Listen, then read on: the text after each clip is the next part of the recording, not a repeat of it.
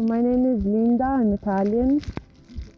The expectations that I had of this trip, and it's been such a blessing and privilege to be able to have the support of the Oromia Tourism Commission and to discover Wenchi and Bale.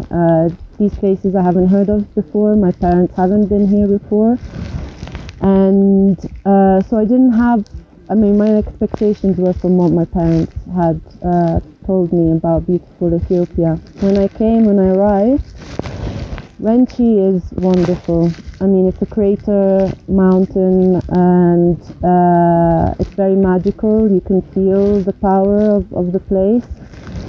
It was very heart-wrenching to see the building, the road that is being built, because it cuts across the mountain, and you can see that it's sort of unnecessary. There was already a sort of ecotourism going on with the mules and the horses carrying and tourist trekking with local guides. The thermal waters in the valley was just magical. Paradise for me. When she was paradise, to then be able to walk and take the boat. We didn't visit the church, but I'm sure that was beautiful. It's a very spiritual place. Bale is different. Bale is harsh. Bale is the highlands.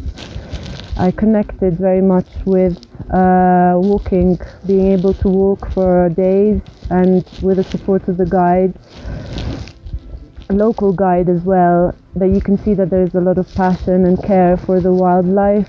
I think this is immensely important, given that nowadays we're losing a lot of wildlife and natural environments, but more needs to be done, and smaller scale, local, no roads, no cement, no big buildings. I don't think the tourists that come here necessarily want that luxury. If they want that luxury, they go somewhere else.